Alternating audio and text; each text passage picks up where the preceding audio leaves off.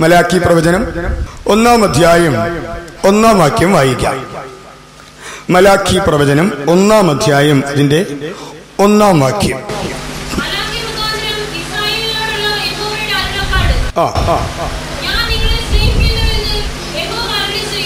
ഞാൻ നിങ്ങളെ സ്നേഹിക്കുന്നു എന്ന് യഹോവ അരുളി ചെയ്യുന്നു. വായിക്കും. നോക്കുക, ഞാൻ നിങ്ങളെ സ്നേഹിക്കുന്നു എന്ന് യഹോവയുടെ അരുളപ്പാട്. ദൈവം ഇന്ന് മുഴുലോകത്തോടും വിവിധ നിലകളിൽ പറയുന്നതും പറയുവാൻ ആഗ്രഹിക്കുന്നതും പറയേണ്ടതിനായി നമ്മെ ഏൽപ്പിച്ചിരിക്കുന്നതുമായ ഒരു കാര്യമാണ്, ഒരേ ഒരു കാര്യമാണ്, ഞാൻ നിങ്ങളെ സ്നേഹിക്കുന്നു. ഇന്ന് ദൈവത്തിന് ലോകത്തോട് മനുഷ്യനോട് പറയാൻ ഒരേ ഒരു ദൂതേയുള്ളൂ, ഞാൻ നിങ്ങളെ സ്നേഹിക്കുന്നു. ഞാനൊരിക്കൽ അമ്പലക്കരയിൽ പറഞ്ഞിട്ടുണ്ടെന്ന് തോന്നുന്നു, നമ്മൾ വെളിയിലിറങ്ങിയാൽ പ്ലാവിൽ കിടക്കുന്ന ചക്ക പറയും, ദൈവം നിന്നെ സ്നേഹിക്കുന്നു, അതുകൊണ്ടാണ് ഇത്രയും രുചികരമായ ഫലം എന്നിൽ ഉണ്ടായത്. മാവ് പറയും, മാങ്ങാക്കുല കാണിച്ചിട്ട് പറയും, ഇതെന്താണ് പറയുന്നത്? ഞാൻ നിങ്ങളെ സ്നേഹിക്കുന്നു എന്ന് യഹോവയുടെ അരുളപ്പാട്. രാവിലെ ഉദിക്കുന്ന സൂര്യൻ പറയും, എന്നോട് ദൈവം നിങ്ങൾക്ക് പറയാൻ ഒരു ദൂത് തന്നിട്ടുണ്ട്, ഞാൻ നിങ്ങളെ സ്നേഹിക്കുന്നു. ഹല്ലേലൂയ. രാവിലെ കൂവി ഉണർത്തുന്ന കോഴി എന്താണ് പറയുന്നത്? ദൈവം നിങ്ങളെ സ്നേഹിക്കുന്നു. മുഴുലോകവും സൂര്യനും ചന്ദ്രനും ആകാശവും കടലും കരയും എല്ലാം നമ്മോട് പറയുന്ന അവയ്ക്കെല്ലാം ദൈവം ഒരു ദൂത് കൊടുത്തിട്ടുണ്ട്. നിങ്ങൾ എല്ലാവരും മനുഷ്യരോട് പറയണം. എന്താണ് പറയേണ്ടത്? ഞാൻ നിങ്ങളെ സ്നേഹിക്കുന്നു. ഹല്ലേലൂയ. അത് തന്നെയാണ് നമുക്ക് ലോകത്തോട് പറയുവാനുള്ളത്. അത് തന്നെയാണ് എനിക്ക് നിങ്ങളോടും പറയുവാനുള്ളത്. യഹോവയുടെ അരുളപ്പാട് കേട്ടുകൊള്ളുവീൻ, ഞാൻ നിങ്ങളെ സ്നേഹിക്കുന്നു. എത്ര സന്തോഷമാണ്, ദൈവം സ്നേഹിക്കുന്നു. എന്നാൽ ഇസ്രായേൽ മക്കളോട് പറഞ്ഞപ്പോൾ അവർ ചോദിക്കുകയാണ്, നീ ഞങ്ങളെ ഏതിനാൽ സ്നേഹിക്കുന്നു? നീ ഞങ്ങളെ സ്നേഹിക്കുന്നത് ഞങ്ങൾക്ക് എങ്ങനെ അറിയാം? അയ്യോ, കണ്ണുകുരുടായി പോയതായ ജനം. എന്നാൽ പൗലോസ് ദൈവസഭയോട് സന്തോഷത്തോടെ പറയുക, ദൈവം തന്നെ സ്നേഹിക്കുന്നവർക്ക് ഒരുക്കിയിട്ടുള്ളത് ഒരു കണ്ണും കണ്ടിട്ടില്ല, ഒരു ചെവി കേട്ടിട്ടില്ല, ഒരു മനുഷ്യന്റെ ഹൃദയത്തിൽ തോന്നിയിട്ടുമില്ല. അതുകൊണ്ടാണ് അവർ ചോദിക്കുന്നത്, നീ ഞങ്ങളെ ഏതിനാൽ സ്നേഹിക്കുന്നു? എന്നാൽ നമുക്കങ്ങനെ ചോദിക്കേണ്ട ആവശ്യമില്ല. ദൈവമേ, നീ എന്നെ എങ്ങനെ സ്നേഹിക്കുന്നു? നീ എന്നെ എന്തുകൊണ്ട് സ്നേഹിക്കുന്നു? നീ എന്നെ സ്നേഹിച്ചത് കൊണ്ട് എനിക്ക് എന്താണ് പ്രയോജനമെന്ന് ഞാനും നിങ്ങളും ചോദിക്കേണ്ട ആവശ്യമില്ല. കാരണം പൗലോസ് പറയുന്നത് പോലെ നമുക്ക് ദൈവം തന്റെ ആത്മാവിനാൽ ദൈവം നമുക്കത് വെളിപ്പെടുത്തി. ഹല്ലേലൂയ, ദൈവത്തിന് സ്തോത്രം. അത് നമുക്ക് ചിന്തിക്കാം. നമുക്കറിയാം, ഒരു വീട്ടുപ്രാർത്ഥന ആയതുകൊണ്ട് നമ്മൾ ദൈവത്തിന്റെ നന്മകളെ ധ്യാനിക്കാം, കർത്താവിന്റെ ഉപകാരങ്ങളെ ഓർക്കാം, ദൈവസ്നേഹത്തെ നമുക്ക് ഏറ്റുപറഞ്ഞുകൊണ്ടിരിക്കാം. അതാണ് നമുക്ക് ആവശ്യം. എന്റെ കർത്താവിനെ സ്നേഹിക്കുന്നുണ്ട്. എന്റെ പ്രിയന്റെ സ്വരം ഞാനിപ്പോൾ കേൾക്കുകയാണ്. എന്റെ കർത്താവിന്ന് ഈ സന്ധ്യാവേളയിൽ ഈ ഭവനത്തിൽ എന്റെ കാതുകളിൽ എന്റെ പ്രിയൻ പറയുകയാണ്. സാധാരണ നമ്മൾ പറയല്ലോ, എന്താ പറയുന്നത് അല്ലേ? ഐ ലവ് യു, ഞാൻ നിങ്ങളെ, എനിക്ക് നിന്നോട് സ്നേഹമുണ്ട്. എത്ര സന്തോഷമാണ്. സന്തോഷമുള്ളവർ മാത്രം ഒരു ഹല്ലേലൂയ പറഞ്ഞ്. അതേ, കർത്താവിനെ സ്നേഹിക്കുന്നു. എനിക്കത് കേട്ടാൽ മാത്രം മതി. ഇപ്പോൾ സാക്ഷി പറയുമ്പോൾ എന്താണ് നമ്മുടെ സാക്ഷ്യത്തിൽ പറയുന്നത്? എന്റെ കർത്താവിനെ സ്നേഹിക്കുന്നു. ഹല്ലേലൂയ. ദൈവത്തെ മഹത്വപ്പെടുത്തിക്കൊണ്ടേയിരിക്കണം. എന്റെ കർത്താവിനെ സ്നേഹിക്കണം. എന്റെ ദൈവം എന്നോട് ഈ സന്ധ്യാവേളയിൽ ഒന്നും കൂടെ പറയുകയാണ്, ഞാൻ നിങ്ങളെ സ്നേഹിക്കുന്നു. എനിക്കത് കേട്ടുകൊണ്ടേയിരിക്കുവാൻ കൊതിയാ. എന്റെ കർത്താവിനെ സ്നേഹിക്കുന്നു, ഞാൻ നിങ്ങളെ സ്നേഹിച്ചുകൊണ്ടേയിരിക്കുന്നു. ദൈവത്തിന് സ്തോത്രം. എന്താണ് ദൈവം നമ്മെ സ്നേഹിക്കുന്നത് കൊണ്ട് പ്രയോജനം? ഒരു കാലയളവിൽ ഇസ്രായേൽ മക്കൾ അങ്ങനെ ചോദിച്ചതിനൊരു കാരണമുണ്ടായിരുന്നു. നീ ഞങ്ങളെ ഏതിനാൽ സ്നേഹിക്കുന്നു? ഇസ്രായേൽ മക്കൾ ദൈവിക പ്രമാണങ്ങൾ ലംഘിച്ച് അവർ പിന്മാറിപ്പോയി. ദൈവകോപം അവരുടെ മേൽ വന്ന് അവർ പ്രവാസികളായി ചിതറിപ്പോയി. അവർ ശാപത്തിനും അപമാനത്തിനും നിന്ദയ്ക്ക് യോഗ്യരായി മാറിയപ്പോൾ ദൈവം സ്നേഹിക്കുന്നു എന്ന് പറഞ്ഞപ്പോൾ അവർക്ക് അംഗീകരിക്കാൻ കഴിഞ്ഞില്ല. അതുകൊണ്ടാണ് അവർ ചോദിക്കുന്നത്, നീ ഞങ്ങളെ ഏതിനാൽ സ്നേഹിക്കുന്നു? എന്നാൽ കർത്താവ് ഇപ്രകാരം പറയുകയാണ്, ഞാൻ നിങ്ങളോട് കോപിച്ചിരുന്നു. പാപം ദൈവത്തെ കോപിപ്പിക്കുന്നു, പാപിയോട് ദൈവം ദിവസം പ്രതി കോപിക്കുന്നു. എന്നാൽ ഈ കൃപായുഗത്തിൽ കർത്താവിന്റെ കോപം മാറി. ഹോശേയ പ്രവചനം 14-ാം അധ്യായം അതിന്റെ 4-ാം വാക്യത്തിൽ വായിച്ചാൽ നമ്മുടെ കർത്താവിന് നമ്മോടുള്ള സ്നേഹത്താൽ അവൻ ആ കോപത്തെ മാറ്റിവെച്ചിരിക്കുകയാണ്. ആ കോപത്തിന്റെ സ്ഥാനത്ത് അവൻ എത്രയധികം കോപിച്ചു, അതിനു പകരം അത്രയും അധികം നമ്മെ സ്നേഹിക്കുന്നു. ഹോശേയ പ്രവചനം 14-ാം അധ്യായം 4-ാം വാക്യം.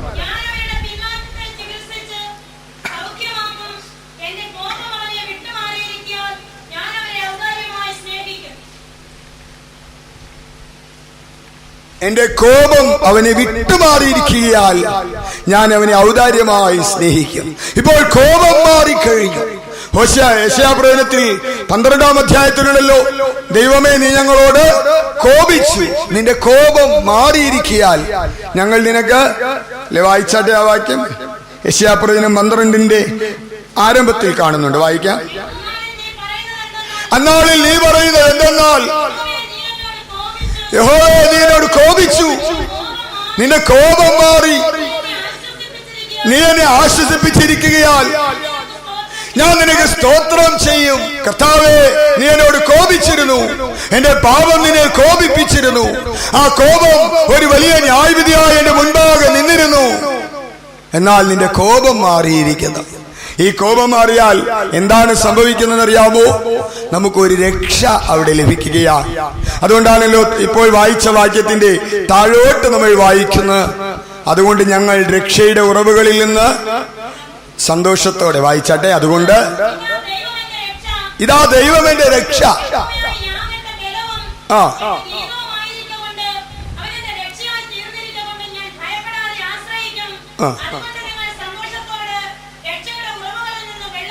അതുകൊണ്ട് നിങ്ങൾ രക്ഷയുടെ ഉറവുകളിൽ നിന്ന് സന്തോഷത്തോടെ കോരും. ഹല്ലേലൂയ. കർത്താവ് നമ്മെ സ്നേഹിച്ചത് കൊണ്ട് ആ കോപം മാറി.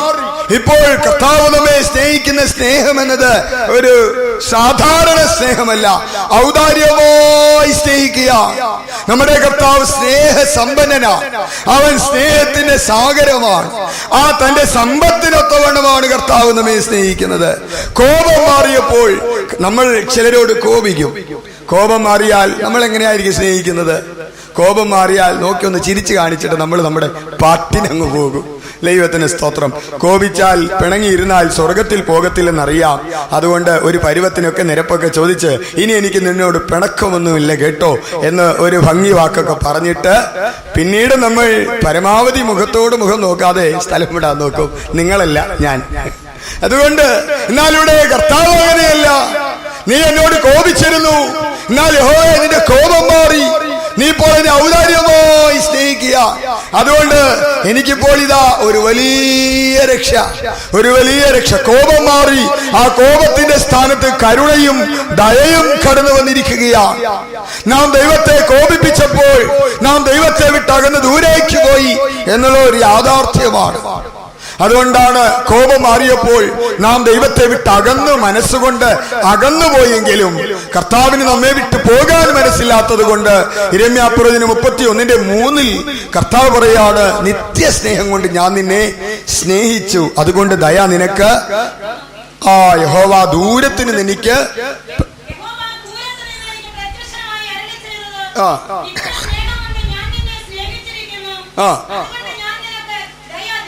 നിത്യസ്നേഹം കൊണ്ട് യഹോവ ദൂരത്തിരുന്ന് പ്രത്യക്ഷനായി. ഞാൻ ദൈവത്തെ വിട്ട് ദൂരത്ത് പോയാലും ആ ദൂരത്തിൽ നിന്ന് വീണ്ടും അവൻ എന്റെ അടുക്കൽ വന്ന് പറയാണ്, എനിക്ക് നിന്നോടുള്ള സ്നേഹം എന്ന് പറയുന്നത് അത് നിത്യമായ സ്നേഹമാണ്. ഞങ്ങൾ ഇന്ന് സഭയിൽ ഞാൻ പറഞ്ഞു, രക്ഷിക്കപ്പെട്ട നാളിൽ കർത്താവ് നമ്മെ സ്നേഹിച്ചത് വാസ്തവത്തിൽ വലിയ കാര്യമല്ല. എന്നാൽ ഇന്ന് കർത്താവ് നമ്മളെ സ്നേഹിക്കുന്നു എന്ന് പറഞ്ഞാൽ അതൊരല്പം അത്ഭുതമാണ്. എന്താണ് അതിന്റെ കാരണം? ഞാൻ രക്ഷിക്കപ്പെട്ട നാളിൽ പാപിയായിരുന്നു, ദൈവത്തെ കോപിപ്പിച്ചു, പല തെറ്റുകളുണ്ടായിരുന്നു. കർത്താവ് ക്ഷമിച്ചു, എന്നെ സ്നേഹിച്ചു, എന്നെ രക്ഷിച്ചു. അതിനേക്കാൾ വലുതാണ് ഇന്ന് സ്നേഹിക്കുന്നത്. കാരണം ദൈവത്തെ അറിഞ്ഞിട്ടും ദൈവിക പ്രമാണങ്ങൾ ലഭിച്ചിട്ടും വിശ്വസ്തത കാണിക്കാതെ പലപ്പോഴും ഹൃദയം കൊണ്ട് അവനെ തള്ളിപ്പറഞ്ഞ് എന്റെ പ്രവൃത്തികളാൽ അവനെ ദുഃഖിപ്പിച്ച് പലപ്പോഴും ഞാൻ ദൈവത്തോട് അവിശ്വസ്തത കാണിച്ച് ദൈവത്തോട് ഒട്ടും കൂറ് കാണിക്കാതെ പലപ്പോഴും ഹൃദയം കൊണ്ട് ദൈവത്തെ ത്യജിച്ച് ജീവിക്കുന്ന ഈ കാലയളവിലും പിന്നെയും എന്നെ സ്നേഹിക്കാൻ കഴിയുക എന്ന് പറഞ്ഞാൽ അതൊരു സാധാരണ കാര്യമല്ല. അങ്ങനെയല്ലേ?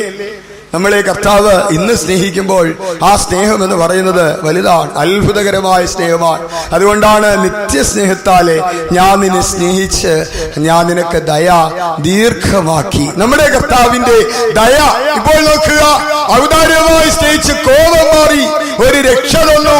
ദൈവത്തിന് നമ്മോട് ദയ തോന്നി. ദൈവത്തിന് സ്തോത്രം. ആ ദയയോടുകൂടെ മനുഷ്യപ്രീതി തീത്തോസിന്റെ ലേഖനത്തിൽ നമ്മൾ വായിക്കുമ്പോൾ 3-ാം അധ്യായം 4-ാം വാക്യത്തിൽ ഇപ്രകാരം കാണുന്നുണ്ട്: ഒരു സൂര്യൻ പോലെ മുഴുലോകത്തെയും പ്രകാശിപ്പിക്കുന്ന നിലയിലാണ് ദൈവത്തിന്റെ സ്നേഹം പ്രകടമാകുന്നത്. വായിച്ചാട്ടെ. നമ്മുടെ രക്ഷിതാവായ ദൈവത്തിന്റെ ദയയും മനുഷ്യപ്രീതി ഉദിച്ചപ്പോൾ നമ്മുടെ സൽപ്രവർത്തികളെ ഒന്നും ദൈവം നോക്കിയില്ല. നല്ലവനായാൽ രക്ഷിക്കാമെന്ന് പറഞ്ഞില്ല. അന്ധകാരം നിറഞ്ഞ ലോകത്തിൽ അതിരാവിലെ സൂര്യൻ ഉദിച്ചു പൊങ്ങുമ്പോൾ ഇരുട്ട് മാറുന്നത് പോലെ ദൈവത്തിന്റെ മനുഷ്യപ്രീതി നമ്മുടെ ജീവിതത്തിൽ കടന്നു വന്ന് നമുക്കൊരു വലിയ രക്ഷയെ തന്നു. അന്ന് ഇവൻ നല്ലവനാണോ, ഇവൻ പുണ്യം ചെയ്തവനാണോ, ഇവൻ ദാനധർമ്മം ചെയ്യുന്നവനാണോ, ഇവൻ വീട്ടിൽ കൊള്ളാകുന്നവനാണോ, ഇതൊന്നും കർത്താവ് അന്വേഷിച്ചില്ല. എത്ര പാപിയായാലും, എത്ര നീചനായാലും, എത്ര ഹീനനായാലും, എത്ര ക്രൂരനായാലും നമ്മുടെ രക്ഷിതാവായ ദൈവത്തിന്റെ ദയയും മനുഷ്യപ്രീതിയും ഉദിച്ചു. അവൻ നമ്മെ രക്ഷിച്ചു. ഹല്ലേലൂയ. അതുകൊണ്ടാണ് പൗലോസ് പ്രകാരം പറയുന്നത്, ഇനി ജീവിക്കുന്നത് ഞാനല്ല. എന്താണ് കാരണം? ഇനി ജീവിക്കുന്നത് ഞാനല്ല, ഞാൻ ഇനി ജീവിക്കുന്നത് എങ്ങനെയാണ്? ഗലാത്യ ലേഖനം 2:20 പറയുന്നുണ്ട്, എന്റെ കർത്താവ് യേശു അവൻ ആരാണ്? അവനൊരു സാധാരണക്കാരനല്ല, ദൈവാദി ദൈവവും രാജാദി രാജാവും കർത്താദി കർത്താവുമായവൻ എന്നെ സ്നേഹിച്ച് ഈ ലോകത്തിൽ വന്ന് എനിക്ക് പകരം തന്നെത്താൻ ഏൽപ്പിച്ചു കൊടുത്തു. ഞാൻ മരിക്കേണ്ട സ്ഥാനത്ത് അവൻ മരിച്ചു, ഞാൻ ശപിക്കപ്പെടേണ്ടടുത്ത് അവൻ ശാപമായി, ഞാൻ അടി വാങ്ങേണ്ടടുത്ത് അവൻ അടി വാങ്ങി. ദൈവം എനിക്ക് മുഖം മറയ്ക്കുന്നതിന് പകരം യേശുവിന് മുഖം മറച്ചു. വായിക്കാം ഗലാത്യർ 2:.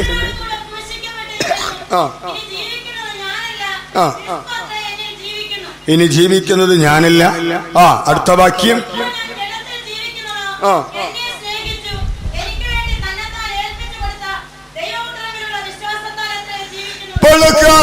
ഞാൻ നിങ്ങളെ സ്നേഹിക്കുന്നു. നീ ഏതിനാൽ ഞങ്ങളെ സ്നേഹിക്കുന്നു? ഏതിനാൽ സ്നേഹിക്കുന്നു എന്ന് ചോദിച്ചാൽ കർത്താവ് പറയും. നമുക്ക് മനഃപ്പാഠമായൊരു വാക്യമുണ്ട്, യോഹന്നാൻ 3:16.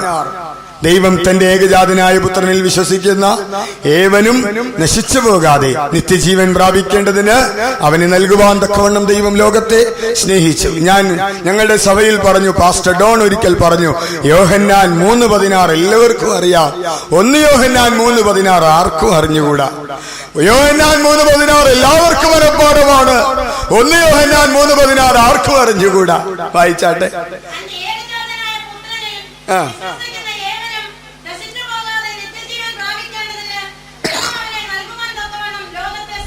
ദൈവം അവനെ നൽകുവാൻ തക്കവണ്ണം ലോകത്തെ സ്നേഹിച്ചു. തീർന്നില്ല, വായിക്കാം.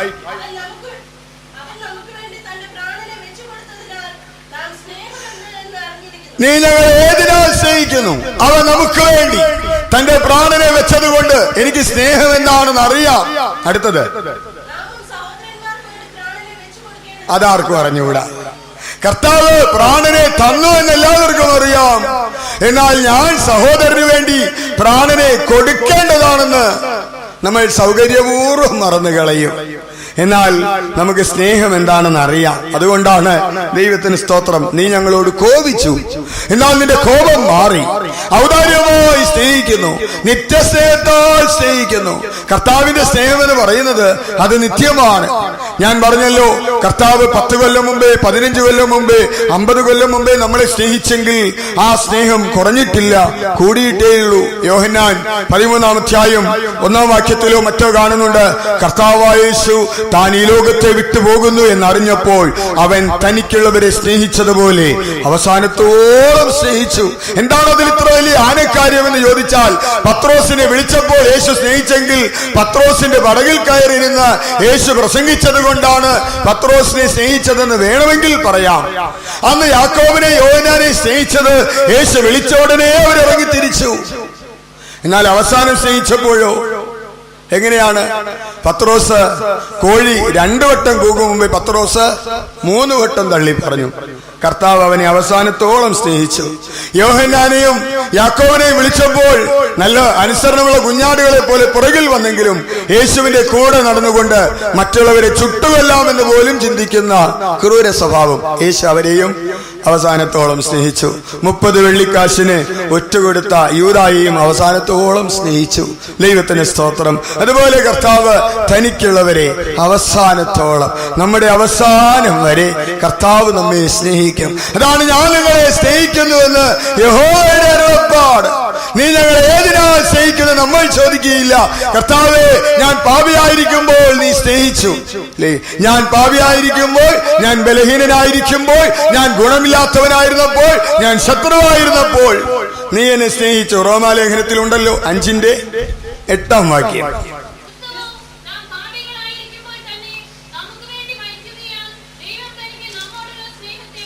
നീ ഞങ്ങളെ ഏതിനാൽ സ്നേഹിക്കുന്നെന്ന് നമ്മൾ ചോദിക്കുകയില്ല.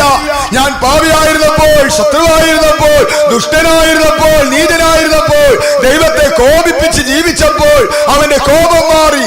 കോപം മാറിയത് എങ്ങനെയാണ്? വെറുതെ ഒന്നുമല്ല മാറിയത്.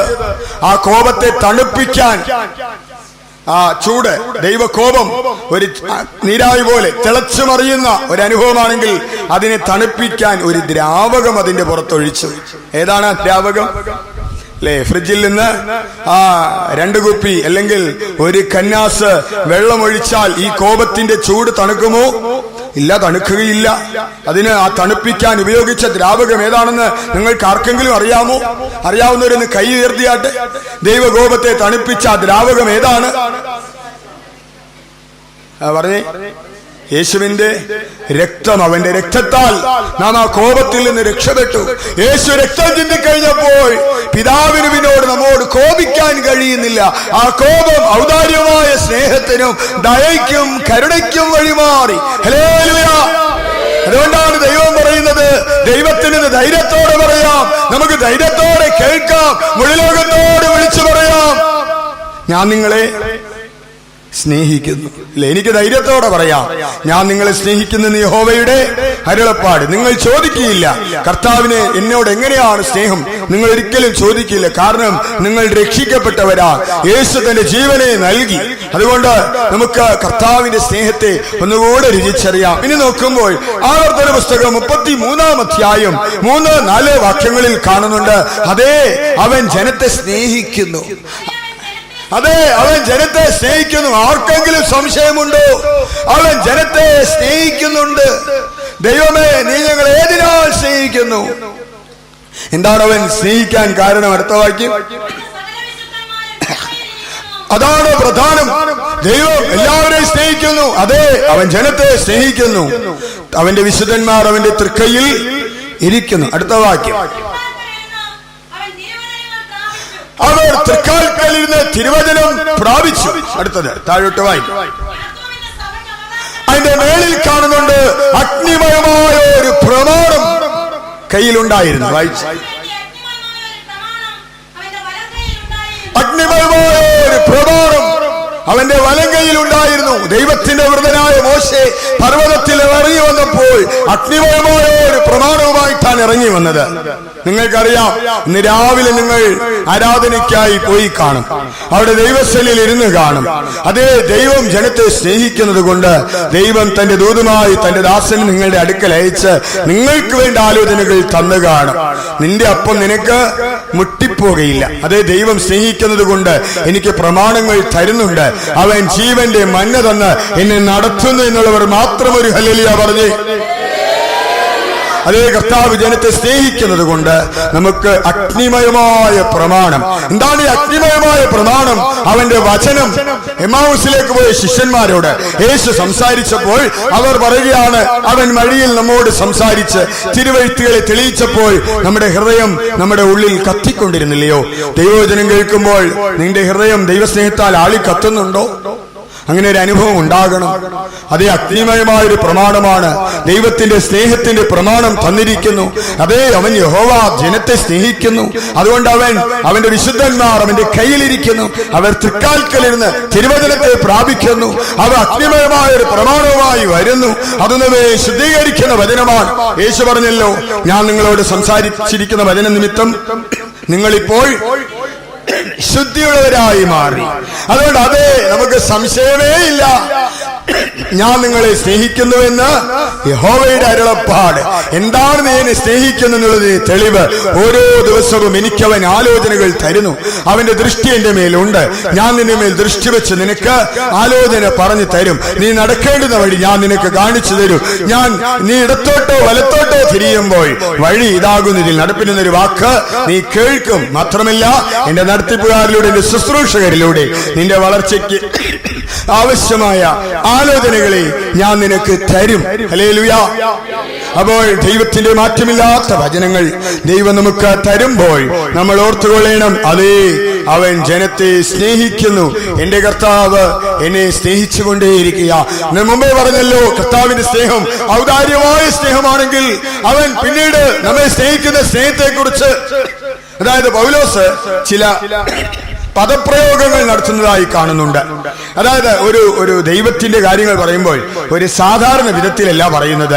എഫേസ്യ ലേഖനം 2:4 കർത്താവ് കോപം മാറി നമ്മെ രക്ഷിച്ചു, തിരുവചനങ്ങളെ തരുന്നു. അതോടുകൂടെ തീരുന്നില്ല. എഫേസ്യ ലേഖനം 2:4 വാക്യം. ആ പദങ്ങൾ ശ്രദ്ധിച്ചുകൊള്ളുക. കരുണാ സമ്പന്നനായ ദൈവം, കരുണയുള്ള ദൈവമല്ല, കരുണാ സമ്പന്നനായ ദൈവമോ നമ്മെ സ്നേഹിച്ച സ്നേഹമല്ല, നമ്മെ സ്നേഹിച്ച മഹാസ്നേഹം നിമിത്തം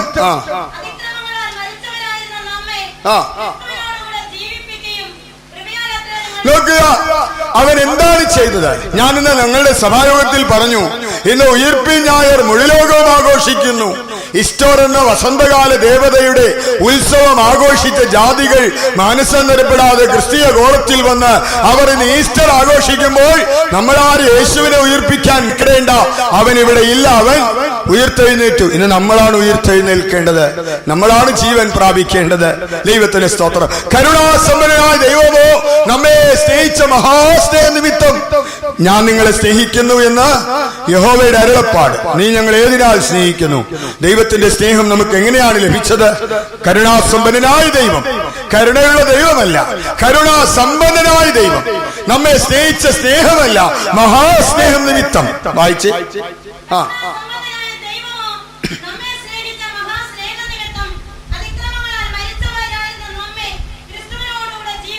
ക്രിസ്തുവിനോടുകൂടെ ജീവിപ്പിച്ചു. അടുത്തത്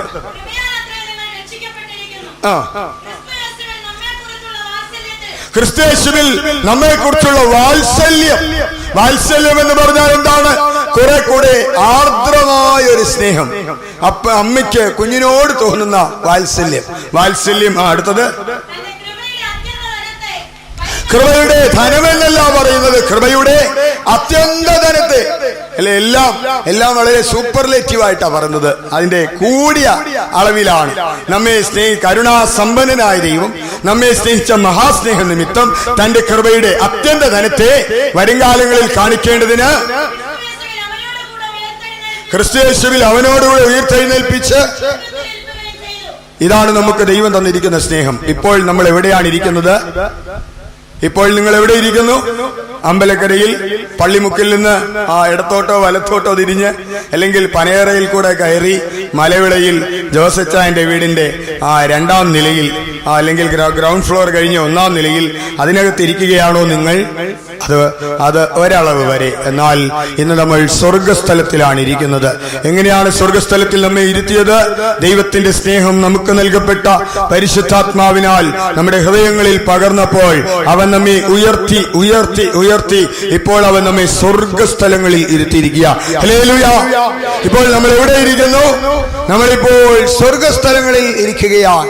കർത്താവ് നമ്മെ സ്നേഹിച്ച സ്നേഹം, കർത്താവ് നമ്മോട് കാണിച്ച ദയ, അതെത്രയോ വലുതാണ്. ഇന്ന് ദൈവം നമ്മെ സ്നേഹിച്ച സ്നേഹം നിമിത്തം നമ്മളിപ്പോൾ സ്വർഗസ്ഥലങ്ങളിലാണ് ഇരിക്കുന്നത്. നമ്മുടെ യേശു നമ്മെ ഉയർപ്പിച്ച് തന്നോടുകൂടെ സ്വർഗത്തിൽ ഇരുത്തിയിരിക്കുന്നു. സ്നേഹിക്കുന്നു. അഭിഷേകം പ്രാപിച്ചവരാണ് നമ്മൾ.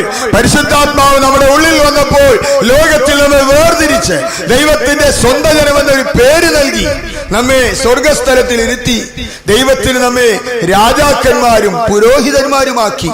ദൈവത്തിന്റെ സ്നേഹം നമ്മൾ എങ്ങനെ മാറ്റുന്നു എന്നാണ് പടിപ്പടിയായി പറയുന്നത്. ദൈവകോപത്തിന് യോഗ്യരായിരുന്ന നമ്മോട് ഔദാര്യമായ സ്നേഹം കാണിച്ച് അവൻ നമ്മെ രക്ഷിച്ചു. ഈ രക്ഷയെക്കുറിച്ച് ഹിസ്കിയാവ് എന്ന രാജാവ് വളരെ മനോഹരമായിട്ടാണ് പാടുന്നത്. നീ എന്റെ പ്രാണനെ നാശക്കുഴിയിൽ നിന്ന് സ്നേഹത്തോടെ രക്ഷിച്ചു. കർത്താവ് നമ്മെ സ്നേഹിച്ചത് എങ്ങനെയാണ്? സ്നേഹത്തോടെ രക്ഷിച്ചു. അതിനെക്കുറിച്ച് യെശയ്യാവ് ഇനിയും ഭംഗിയായിട്ട് പറയുന്നുണ്ട്. തന്റെ സ്നേഹത്തിലും കനിവിലും അവനവരെ വീണ്ടെടുത്തു. പുരാതന കാലത്തൊക്കെയും അവനവരെ ചുമന്നുകൊണ്ട് നടന്നു. ഇങ്ങനെ കർത്താവിന്റെ സ്നേഹത്തെ വർണ്ണിപ്പാൻ വാക്കുകൾ പോരാ. ഇവിടെ സ്നേഹിച്ച് തിരുവചനം തന്ന് വചനത്തോടുകൂടിയ ജലസ്നാനത്താൽ നമ്മെ വെടിപ്പാക്കി വിശദീകരിക്കുകയും ഇന്ന് അഭിഷേകത്താൽ കർത്താവ് നമ്മെ സ്വർഗസ്ഥലത്തിൽ ഇരുത്തുകയും മാത്രമല്ല, ദൈവത്തിന്റെ സ്നേഹം നമ്മെ രാജാക്കന്മാരും പുരോഹിതന്മാരുമാക്കി മാറ്റിവെച്ചു. നമ്മൾ ഇന്ന് സാധാരണക്കാരില്ല. പത്രോസ് പറയുന്നുണ്ടല്ലോ, നിങ്ങൾ ആരാണ്? അന്ധകാരത്തിൽ നിന്ന് വായിക്കേണ്ട അത്ഭുത പ്രകാശത്തിലേക്ക് വിളിച്ചവന്റെ സൽഗുണങ്ങളെ ഘോഷിപ്പാൻ തക്കവണ്ണം തിരഞ്ഞെടുക്കപ്പെട്ട ജാതിയും രാജകീയ പുരോഹിതവർഗവും വിശുദ്ധ വംശവും സ്വന്തം ജനവുമാണ്. ഇപ്പോൾ വെളിപ്പാട് പുസ്തകം 1-ാം അധ്യായം 5-6 വാക്യം വായി.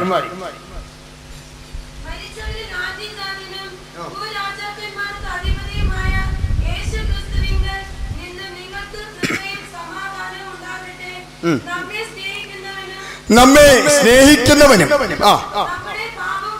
നമ്മുടെ പാപം പോക്കി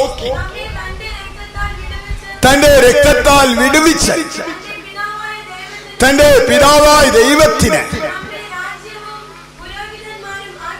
നമ്മളിപ്പോൾ ദൈവത്തിന്റെ രാജ്യമാണ്. അഭിഷേകം പ്രാപിച്ച നമ്മൾ ദൈവത്തിന്റെ രാജ്യമാണ്. അതുകൊണ്ടാണ് ചെറിയ ആട്ടിൻകൂട്ടമേ ഭയപ്പെടേണ്ട, രാജ്യം നിങ്ങൾക്ക് തരുവാൻ പിതാവ്. ഇപ്പോൾ പരിശുദ്ധാത്മാവിനെ പ്രാപിച്ച നമ്മൾ ദൈവത്തിന്റെ രാജ്യമാണ്. രാജ്യം മാത്രമല്ല, രാജാക്കന്മാരുമാണ്. ആ രാജ്യവും അടുത്ത വാക്യം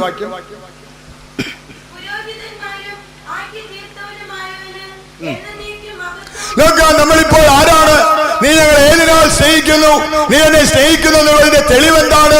ദൈവം പറയും, ഞാനിപ്പോൾ നിന്നെ കാണുന്നത് ഒരു സാധാരണക്കാരനായിട്ടല്ല, നീ രാജാവാണ്, നീ എനിക്കൊരു പുരോഹിതനാണ്. ഹല്ലേലൂയ. ദൈവസഭയെ നടത്തുവാൻ മെൽക്കിസേദെക്കിന്റെ ക്രമത്തിലുള്ള പുരോഹിതന്മാരുണ്ട്. അതുപോലെ എന്നാൽ ദൈവമക്കൾ എല്ലാവരും പുരോഹിതന്മാരാണ്. ദൈവം തന്റെ ജനത്തെ ഒരു പുരോഹിത രാജ്യത്വമെന്ന് പഴയ നിയമത്തിൽ വിളിക്കുമ്പോൾ തന്നെ അഹരോന്റെ ക്രമത്തിലുള്ള ശുശ്രൂഷകരെയും പുരോഹിതന്മാരായി നിയമിച്ചിരുന്നു. ദൈവജനം സമൂഹമായി പുരോഹിതന്മാരും ഈ പുരോഹിതന്മാരുടെ ഇടയിൽ മെൽക്കിസേദെക്കിന്റെ വിധത്തിലുള്ള പുരോഹിതന്മാരെയും കർത്താവ് നമുക്ക് തന്നിട്ടുണ്ട്. നമ്മൾ ഇന്ന് സാധാരണക്കാരല്ല. ദൈവത്തിന്റെ സ്നേഹം നമ്മുടെ ജീവിതത്തെ, ഞങ്ങൾ പത്തനാപുരത്ത് പ്രാർത്ഥിച്ചപ്പോൾ പറഞ്ഞു, ഈ നാളുകൾ നമ്മുടെ ജീവിതത്തിന് ഒരു അപ്ഗ്രേഡ് ചെയ്യുന്ന സമയമാണ്. നമ്മുടെ ജീവിതം നിലവാരം മാറി മാറി മാറി മാറി വരണം. കർത്താവിന്റെ വരവിൽ പെട്ടെന്ന് കണ്ണുമിക്കുന്നതിൽ രൂപാന്തരം പ്രാപിക്കണമെങ്കിൽ രക്ഷിക്കപ്പെട്ട നാളിൽ ഉണ്ടായ നിലവാരം പോരാ. നമ്മൾ ആരാണെന്ന് അറിഞ്ഞ് ആ നിലവാരത്തിനേറ്റ നിലയിൽ ജീവിതത്തെ മാറ്റിക്കൊണ്ടേയിരിക്കണം. ഇനി നിങ്ങൾ ശിശുക്കളാകരുത്, ഇനി നിങ്ങൾ കാഴ്ചയാൽ നടക്കരുത്. നമ്മുടെ ജീവിതം മാറിക്കൊണ്ടേയിരിക്കണം. നമ്മൾ സാധാരണക്കാരല്ല, രാജ്യവും പുരോഹിതന്മാരുമാണ്. യെശയ്യാപ്രവചനം 43 നമുക്കറിയാമല്ലോ, നീ എനിക്ക് വിലയേറിയവനും മാന്യനുമാണ്. ഇപ്പോൾ കർത്താവ് പറയുന്നത് നീ സാധാരണക്കാരനല്ല. ഇവിടെ ഇരിക്കുന്ന വിശ്വാസികൾ നാട്ടിലിറങ്ങിയാൽ ഒരുപക്ഷെ നാട്ടുകാര് മാനിക്കുകയില്ലായിരിക്കാം, ദേശം മാനിക്കുകയില്ലായിരിക്കാം. ഒരുപക്ഷെ ഞാൻ ഈ കുപ്പായമിട്ടിറങ്ങിയാൽ നാട്ടുകാർ എന്നെ കണ്ടാൽ അപമാനിക്കുമായിരിക്കാം. അപ്പോഴും എന്റെ കാതിൽ ഒരു ശബ്ദം കേൾക്കുന്നുണ്ട്, വായിച്ചാട്ടെ, നീ എനിക്ക് ഞാൻ നിന്നെ സ്നേഹിച്ചത്. ഒരു അത്തപ്പാടി, ഒരു ദരിദ്രവാസി, ഞാൻ 10 പൈസ കൊടുത്താലേ അവൻ രക്ഷപ്പെടൂ, അങ്ങ് സ്നേഹിച്ച് കളയാം. നമ്മൾ അങ്ങനെയല്ലേ? ചിലരൊക്കെ വീട്ടിൽ വരുമ്പോൾ ഒന്നുമില്ലാത്തവൻ, ഒരു ഗതിയിൽ കെട്ടവനാ, അല്പം കഞ്ഞിയും കുടിച്ചോണ്ട് പോട്ടെ. കഞ്ഞി കുടിച്ച് അവൻ വയറ് നിറയുമ്പോൾ സാറിന് എന്തോ ഒരു സ്നേഹം. നമ്മൾ പറയും, വന്ന് കേറി എന്തോ ചെയ്യാനാ, പോട്ടെ. അങ്ങനെയല്ല കർത്താവ് നമ്മെ സ്നേഹിക്കുന്നത്. നമ്മെ കർത്താവ് സ്നേഹിക്കുന്നത് എങ്ങനെ കരുതിയാണ്? നീ എനിക്ക് വിലയേറിയവനും മാന്യനുമായിട്ടാണ് നിന്നെ സ്നേഹിക്കുന്നത്. നിങ്ങൾക്ക് സന്തോഷം ഇല്ലെന്നാണ് എനിക്ക് തോന്നുന്നത്. ഇത് കേട്ടിട്ട് എനിക്ക് ഭയങ്കര അഭിമാനം തോന്നുകയാണ്. നിങ്ങളുടെ മുമ്പിൽ നിന്നാൽ അല്ലേ, നിങ്ങളൊക്കെ നല്ല വെളുത്ത സുമുഖന്മാരായിട്ടൊക്കെ ഇരിക്കുമ്പോൾ ഞാൻ ഇന്നലെ ഞങ്ങളുടെ മീറ്റിംഗിൽ പറഞ്ഞ ഞാൻ പൗഡർ ഇടാറില്ല. എന്തുകൊണ്ടാണെന്ന് ചോദിച്ചാൽ കാക്ക കുളിച്ചാൽ കൊക്കാകത്തില്ലെന്ന് അറിയാവുന്നത് കൊണ്ട് പണ്ടേ പൗഡർ ഇടുന്നത് നിർത്തി അല്ലേ എന്ന് ഞാൻ ഒരിക്കൽ പറഞ്ഞു. നമ്മൾ ആരാ ദൈവത്തിന്റെ ദൃഷ്ടിയിൽ? എന്നാൽ നോക്കുക, ഇന്ന് ദൈവം എന്നെയും നിങ്ങളെയും സ്നേഹിക്കുന്നത് ഒരു ദരിദ്രവാസി ഞാനേ ഉള്ളൂ, അതുകൊണ്ട് അവനെ സ്നേഹിച്ചേക്കാം എന്ന് പറഞ്ഞ് സ്നേഹിക്കുകയല്ല. നീ എനിക്ക് വിലയേറിയവനും മാന്യനുമാണ്. ഞാൻ രാജാതിരാജാവാണെങ്കിൽ പണ്ട് ആരാ അലക്സാണ്ടർ ചക്രവർത്തിയോ ആരോ ഭാരതത്തിൽ വന്നിട്ട് നമ്മുടെ നാട്ടിലെ ഒരു രാജാവിനെ കീഴ്പ്പെടുത്തി അല്ലേ. ഏത് രാജാവിനെയാണ്? പൃഥ്വിരാജ് അല്ലേ. പൃഥ്വിരാജ് ചൗഹാൻ ഇന്നത്തെ രാഷ്ട്രീയ നേതാവാണെന്ന് തോന്നുന്നു. ഈ പേരുകളെല്ലാം കുഴയുക. ഒരു രാജാവിനെ പിടികൂടി, ഞാൻ നിന്നെ എങ്ങനെ ട്രീറ്റ് ചെയ്യണം? അവൻ പറഞ്ഞു, ഒരു രാജാവ് എന്നതുപോലെ നീ എന്നോട് ഇടപെടണം അല്ലേ. ഇപ്പോൾ കർത്താവ് നമ്മളെ സ്നേഹിക്കുന്നത് എങ്ങനെയാണ്? നീ എനിക്ക് 10 പൈസക്ക് വിലയില്ലാത്തവൻ, അങ്ങനെയല്ല. നീ എനിക്ക് വിലയേറിയവനും മാന്യനുമായി ഞാൻ നിന്നെ സ്നേഹിച്ചിരിക്കുകയാൽ. ഇപ്പോൾ സാക്ഷി പറഞ്ഞല്ലോ, പോയിടത്തെല്ലാം എനിക്ക് ആത്മാക്കളെ നൽകി. നീ എനിക്ക് വിലയേറിയവനും മാന്യനുമായി ഞാൻ നിന്നെ സ്നേഹിച്ചിരിക്കുകയാൽ നിനക്ക് പകരം മനുഷ്യരെയും നിന്റെ ജീവന് പകരം ഞാൻ ജാതികളെയും നൽകും. ഈ നാളുകളിൽ വിശ്വാസികൾ പ്രാപിച്ച രക്ഷയെ മൂടി മറയ്ക്കരുത്. സാക്ഷികളായിരിക്കണം, ആത്മാക്കളെ നേടണം. ദൈവസേനയിൽ പോകുമ്പോൾ വെറുങ്കയായി നിൽക്കരുത്. ഞാൻ ഞങ്ങളുടെ സഭയിൽ ആരാധനാ ഹാളിൽ 8 ബോക്സ് അടുക്കി വെച്ചിരിക്കുകയാണ്. 8 ടൈറ്റിലുള്ള ട്രാക്ട് ഉണ്ട്. വിശ്വാസികളും കൊണ്ട് തീർത്തിട്ട് വേണം അടുത്തത് മേടിക്കാൻ എന്ന് പറഞ്ഞിരിക്കുകയാണ്. അതുകൊണ്ട് എല്ലാവരും സാക്ഷികളായിരിക്കണം. നീ എനിക്ക് വിലയേറിയവനും മാന്യനുമായിരുന്നാൽ ഞാൻ നിനക്ക് പകരം മനുഷ്യരെയും നിന്റെ ജീവന് പകരം ജാതികളെയും തരും. ദൈവത്തിന് സ്തോത്രം. ഞാൻ സമയം പോയത് കൊണ്ട് പെട്ടെന്ന് പറഞ്ഞു വിടാം. നമ്മുടെ കർത്താവ് നമ്മളെ സ്നേഹിക്കുന്നു. എഫേസ്യ ലേഖനം 5:23 പൗലോസ് ഭർത്താക്കന്മാർക്ക് ബുദ്ധിയുപദേശം നൽകുമ്പോൾ, ഭർത്താക്കന്മാരെ നിങ്ങളുടെ ഭാര്യമാരെ സ്നേഹിപ്പിൻ, ക്രിസ്തുവും സഭയെ സ്നേഹിച്ച് അവളെ പോറ്റി പുലർത്തുന്നത് പോലെ. ക്രിസ്തു സഭയെ സ്നേഹിച്ച് അവളെ പോറ്റി പുലർത്തുന്നത് പോലെ. വായിക്കാം.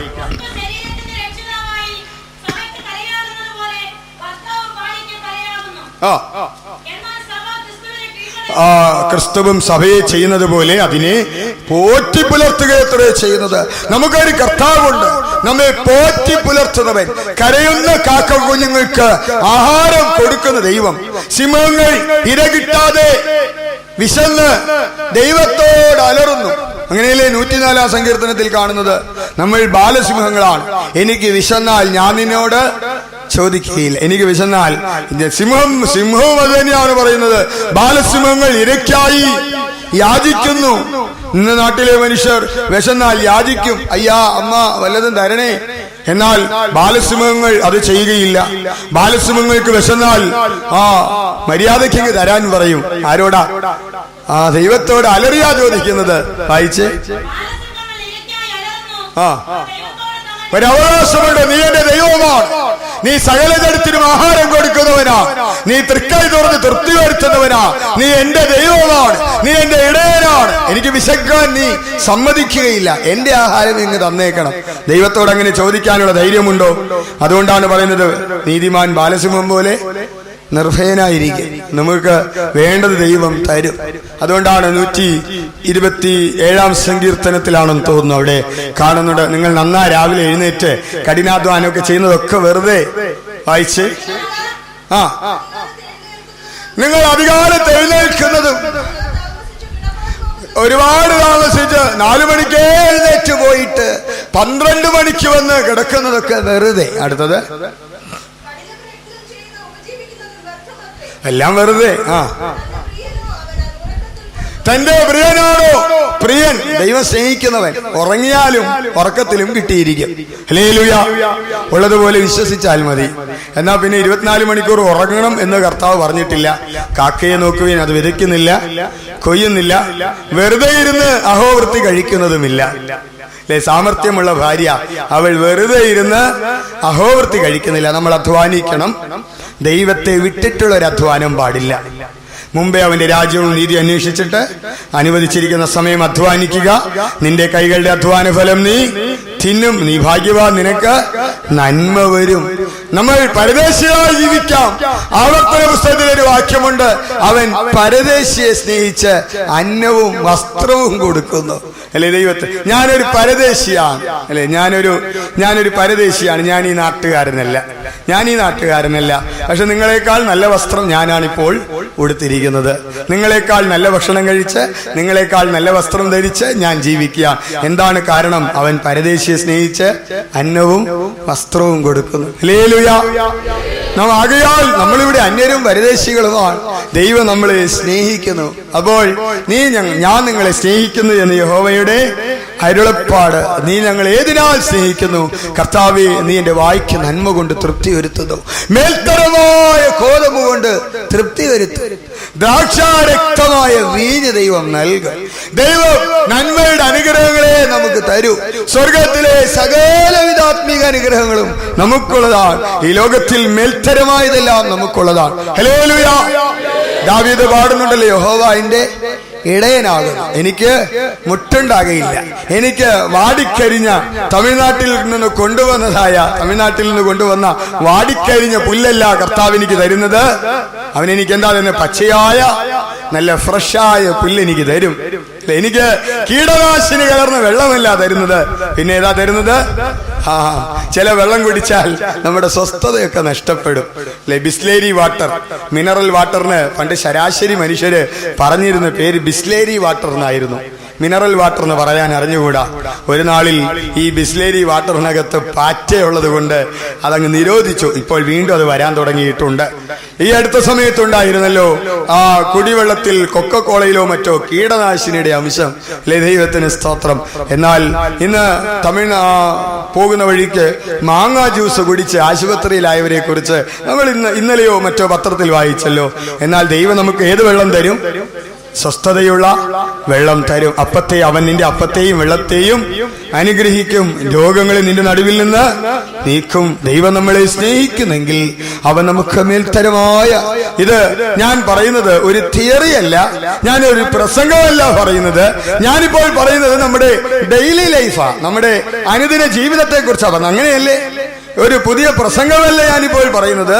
ഞാൻ എന്റെയും നിങ്ങളുടെയും ജീവിതത്തെ വചനത്തിൽ കൂടെ പറയുക. നമ്മളിങ്ങനെ ജീവിക്കുന്നു.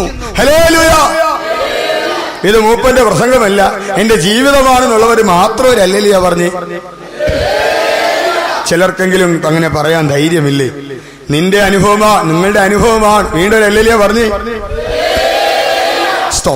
ദൈവം നമ്മളെ സ്നേഹിക്കുന്നു, കർത്താവ് നമ്മളെ സ്നേഹിക്കുന്നു ഉറപ്പായോ? ഇപ്പോൾ നമുക്ക് അടുത്ത വിഷയത്തിലേക്ക് വരാം. ദൈവം നമ്മളെ സ്നേഹിക്കുമ്പോൾ ജീവിതത്തിൽ കഷ്ടങ്ങൾ വന്നേക്കാം, പ്രതികൂലങ്ങൾ വന്നേക്കാം, രോഗങ്ങൾ വന്നേക്കാം. ഒരു സന്ദർഭത്തിൽ ലാസർ രോഗിയായപ്പോൾ യേശുവിന് കൊടുത്ത മെസ്സേജ് ഇങ്ങനെയാണ്: നിനക്ക് പ്രിയനായവൻ ദീനമായി കിടക്കുന്നു. വായിച്ചാട്ടെ, യോഹന്നാൻ 11:3 വാക്യം.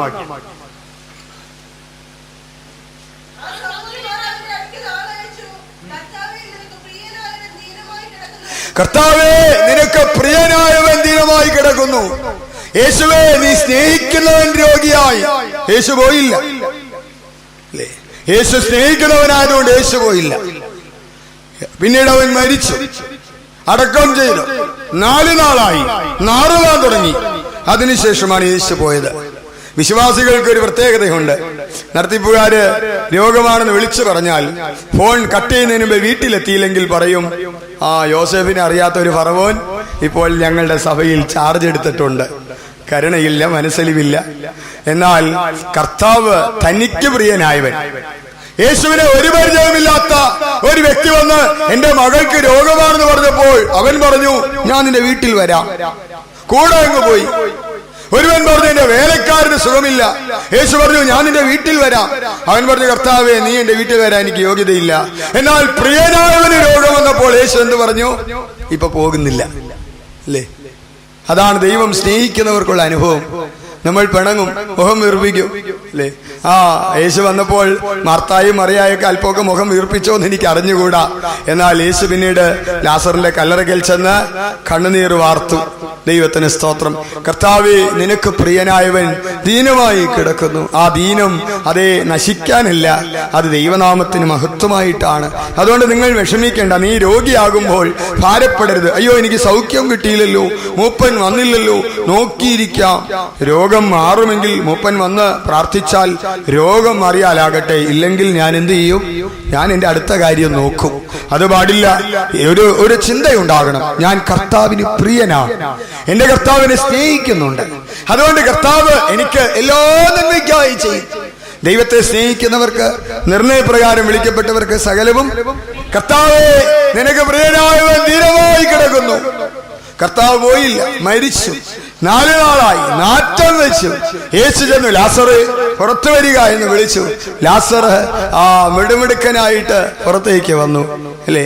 അപ്പോൾ നാറ്റമില്ല, ഒന്നുമില്ല. ദൈവത്തിന് സ്തോത്രം. അത് ഞാൻ ഇന്ന് ഞങ്ങളുടെ സഭയിൽ പറഞ്ഞു. അതേ, കർത്താവ് നമ്മളെ ജീവിപ്പിക്കും. കർത്താവ് നമ്മുടെ രോഗങ്ങളെ കർത്താവ് സൗഖ്യമാക്കും. അബ്രഹാം അവന്റെ ശരീരം നിർജീവമായി പോയിട്ട് ദൈവം അവനെ ജീവിപ്പിച്ചു. കർത്താവ് നമ്മളെ ജീവിപ്പിക്കും. ഹിസ്കിയാവ് മരിക്കത്തക്ക രോഗം പിടിച്ചു, കർത്താവ് അവനെ സൗഖ്യമാക്കി. നമ്മുടെ കർത്താവ് സൗഖ്യമാക്കും. നമ്മൾ ആരും മരിക്കുകയില്ല. ഞാൻ ഇന്ന് പറഞ്ഞതാണ്, ഹാർട്ട് അറ്റാക്ക് വന്നാലും നിങ്ങൾ മരിക്കുകയില്ല. ഹാർട്ട് അറ്റാക്ക് വന്ന് നെഞ്ച് പിടച്ച് നിങ്ങളുടെ ശ്വാസം നിലച്ച് കണ്ണടച്ച് അപ്പോഴും നിങ്ങൾ മരിക്കുകയില്ല, അല്ലേ? നിങ്ങൾ എന്തെങ്കിലും എന്തൊക്കെയാണ് പറയുന്നത്? നിങ്ങൾ മരിക്കുകയില്ല. അപ്പോൾ ആളുകൾ വന്ന് മൂക്കിൽ പഞ്ഞി വയ്ക്കും, തള്ളവിരൽ കൂട്ടിക്കേട്ടും. നിങ്ങൾ മരിക്കുകയില്ല. പാവപ്പെട്ടവൻ എന്തോ പറ്റിയെന്നാ ചിന്തിക്കുന്നത്. എന്താ സംഭവിച്ചിരിക്കുന്നത്? നിങ്ങൾ മരിക്കുകയില്ലല്ലോ. നിങ്ങൾ ഒരിക്കലും ഹാർട്ട് അറ്റാക്ക് വന്നെന്നിരിക്കട്ടെ, ഹാർട്ട് നിലച്ചെന്നിരിക്കട്ടെ, മസ്തിഷ്കമൊക്കെ മരിച്ചെന്നിരിക്കട്ടെ, ഹൃദയം നിശ്ചലമായി, നിങ്ങളെ പെട്ടിക്കകത്ത് വെച്ചു, പാട്ടുപാടി അടക്കം ചെയ്തു, എന്നാലും നിങ്ങൾ മരിച്ചിട്ടില്ലെന്നുള്ളതല്ലേ യാഥാർത്ഥ്യം. നിങ്ങൾ അന്ത്യശ്വാസം വലിച്ച് നിങ്ങളുടെ ശരീരം കണ്ണടച്ചപ്പോൾ നിങ്ങളുടെ അകത്തെ മനുഷ്യൻ കണ്ണു തുറന്നു നോക്കി, അല്ലെ? അങ്ങനെയല്ല, അതാ സംഭവിക്കുന്നത്. മരണത്തിൽ എന്താ സംഭവിക്കുന്നത്?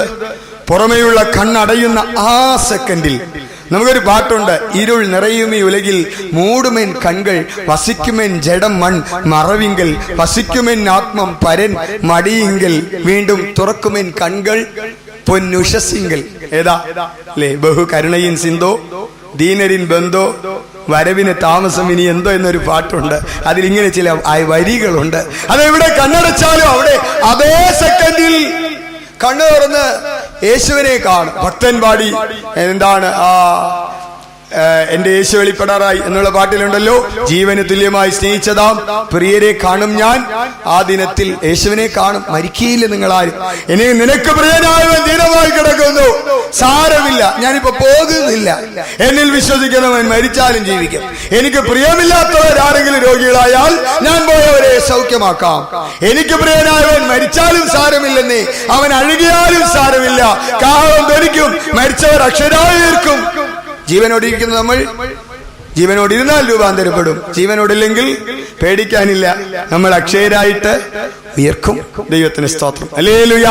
അപ്പോൾ നമ്മുടെ മെസ്സേജ് ഏകദേശം ഞാൻ അവസാനിപ്പിച്ചു തരാം. ഇപ്പോൾ നമ്മുടെ കർത്താവ് നമ്മുടെ പ്രാർത്ഥനകൾ കേൾക്കും.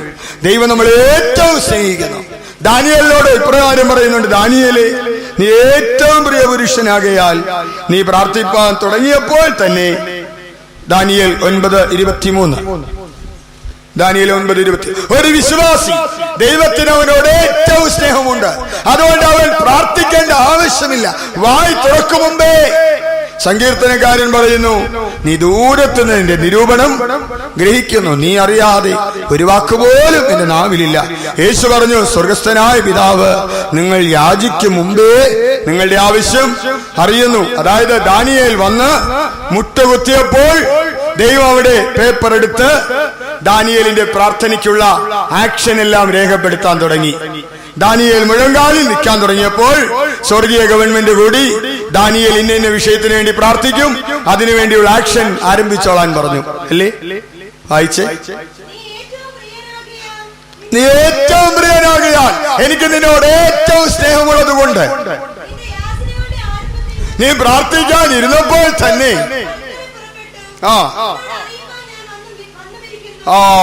നീ പ്രാർത്ഥിക്കാൻ ഇരുന്നപ്പോഴേ കൽപ്പന പുറപ്പെട്ടു കഴിഞ്ഞു, ഓർഡർ ഇട്ട് കഴിഞ്ഞു. ഹല്ലേലൂയ.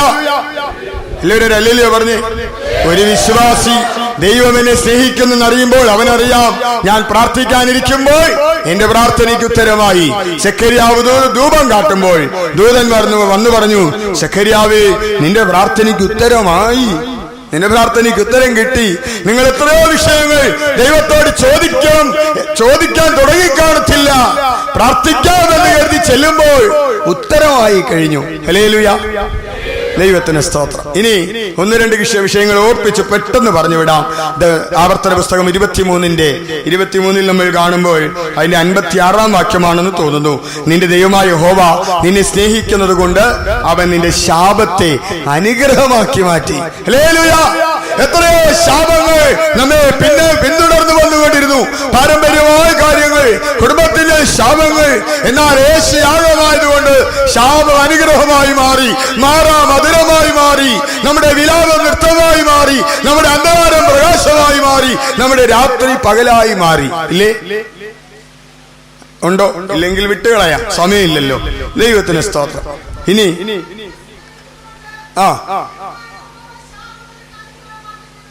നിന്റെ ദൈവമായ യഹോവ ശാപം നിനക്ക് അനുഗ്രഹമാക്കി. ഇത്രയും കാര്യങ്ങൾ പറഞ്ഞപ്പോൾ നിങ്ങൾക്ക് എല്ലാവർക്കും സന്തോഷം. ഇനി നിങ്ങൾക്ക് ഇഷ്ടമില്ലാത്തൊരു കാര്യം കൂടെ പറയാം. യേശു ഒരുവനെ സ്നേഹിച്ചു കഴിഞ്ഞാൽ, യേശു ഒരുവനെ സ്നേഹിച്ചാൽ, അവനെ നോക്കിയാൽ യേശു ഉടനെ അവന്റെ കുറവുകളെ കണ്ടുപിടിക്കും. അത് യേശുവിന്റെ ഒരു പ്രത്യേകതയാണ്. അതായത് വെളിപ്പാട് പുസ്തകത്തിൽ 7 സഭകൾക്കുള്ള ദൂത് നോക്കിയാൽ ദൈവം അവരെ എല്ലാം സ്നേഹിക്കുന്നുണ്ട്, അവരുടെ എല്ലാം കുറവുകളെ ചൂണ്ടിക്കാണിക്കുന്നുണ്ട്. യഥാർത്ഥത്തിൽ സ്നേഹിക്കുന്നവൻ കുറവുകളെ ചൂണ്ടിക്കാണിക്കും. നമ്മുടെ നാട്ടിലൊരു പഴഞ്ചൊല്ലുണ്ടല്ലോ, ചങ്ങാതി നന്നായാൽ കണ്ണാടി വേണ്ട. അതുകൊണ്ട് നമ്മൾ എന്ത് ചെയ്യും? അതായത് ചങ്ങാതി ഉണ്ടെങ്കിൽ കണ്ണാടിയുടെ ആവശ്യമില്ല, കുറവെല്ലാം പറഞ്ഞു തരും. അതുകൊണ്ട് നമ്മൾ എന്ത് ചെയ്യും? 21ാം നൂറ്റാണ്ടിലായി. അതുകൊണ്ട് നമ്മൾ കടയിൽ പോയി നല്ല 1ാം തരം കണ്ണാടി വാങ്ങിച്ചു വയ്ക്കും. എനിക്ക് വല്ലവനും പറയുന്ന കുറ്റം എനിക്ക് കേക്കണ്ട, എന്നെ ആരും നന്നാക്കാൻ വരണ്ട. അപ്പൊ നമ്മൾ തിരിച്ചു പറയും, കണ്ണാടി നന്നായാൽ ചങ്ങാതി വേണ്ടല്ലോ. വല്ലവനും എന്തിനാ എന്നെ കുറ്റം പറയുന്നത്? എനിക്കറിയാം എങ്ങനെ ജീവിക്കണമെന്ന്. മർക്കോസ് 10:11 യേശുവിന്റെ അടുക്കൽ ഒരു യൗവനക്കാരൻ വന്നു. യേശു അവനെ സ്നേഹിച്ചപ്പോൾ പറഞ്ഞു, നിനക്കൊരു കുറവുണ്ട്. ദൈവത്തിന് സ്തോത്രം. എബ്രായർ 12:6 കർത്താവ് താൻ സ്നേഹിക്കുന്ന മകനെ ശിക്ഷിക്കുന്നു. വെളിപ്പാട് പുസ്തകം, അത് ഞാൻ സമയം ചുരുക്കത്തിൽ പെട്ടെന്ന് പറഞ്ഞുവിടാം. 3:19 പറയുന്നുണ്ട്, ഞാൻ എനിക്ക് പ്രിയമുള്ളവരെ സ്നേഹിക്കുകയും ശിക്ഷിക്കുകയും ചെയ്യുന്നു. കുറവുകളെ ചൂണ്ടിക്കാണിക്കും. സ്നേഹിക്കുന്ന ദൈവം നമ്മെ ശാസിക്കും, സ്നേഹിക്കുന്ന ദൈവം നമ്മളെ ശിക്ഷിക്കും. ഹല്ലേലൂയ. ദൈവത്തിന് സ്തോത്രം. ഇനി ഒരേ ഒരു കാര്യം കൂടെ പറഞ്ഞ് അവസാനിപ്പിക്കാം. 2 തെസ്സലോനിക്കർ 2-ാം അധ്യായം അതിന്റെ 16-ാം വാക്യം. 2 തെസ്സലോനിക്കർ 2:16.